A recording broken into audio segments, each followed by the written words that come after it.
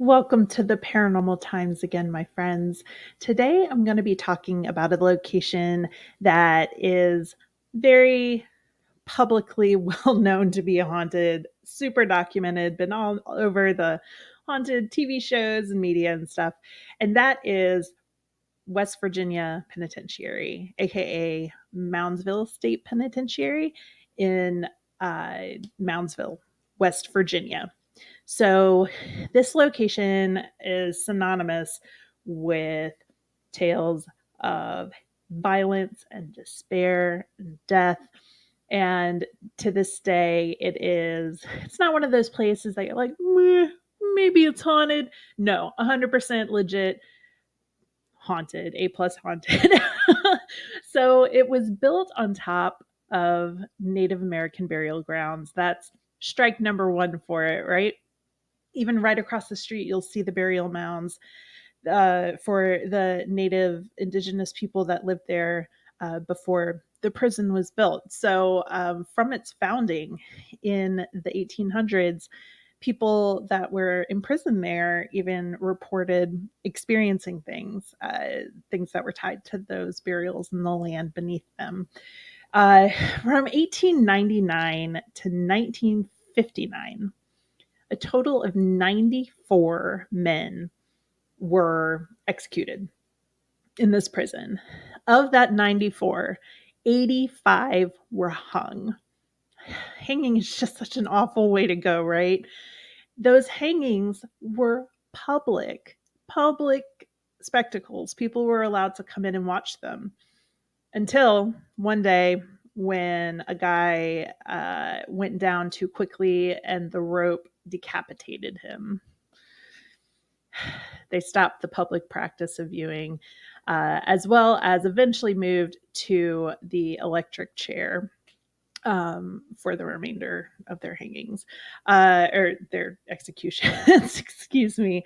So during its 119-year tenure as a prison, Moundsville saw around 998 deaths. Of those, 36 were homicides. So if you got 36 homicides, you got 94 people executed. There's a big discrepancy there, right? In those numbers, you've got people that committed suicide, you got natural causes, things like that. A hell of a lot of death happened here. Within these walls, the spirits are said to replay these traumatic events and even their just day to day experiences forever. So, one of the areas that's really active in the prisons called the Sugar Shack.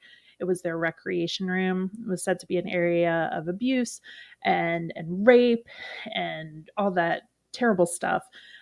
But now people hear voices, they see people, see apparitions, they hear whispers, things like that. It's a very active location. Apparently, there's an even more active spot in the North Hall. So, the North Hall was where the worst offenders were placed, and they were kept locked up for about 23 hours a day. But even despite being locked up for 23/24, is that the right fraction of the day, they were still able to murder each other. There were still 2 documented murders in that location in the building. And in this area, there's a lot of photographic anomalies. There's the sound of cell door banging. There's equipment malfunctions. All that stuff happens in the North Hall.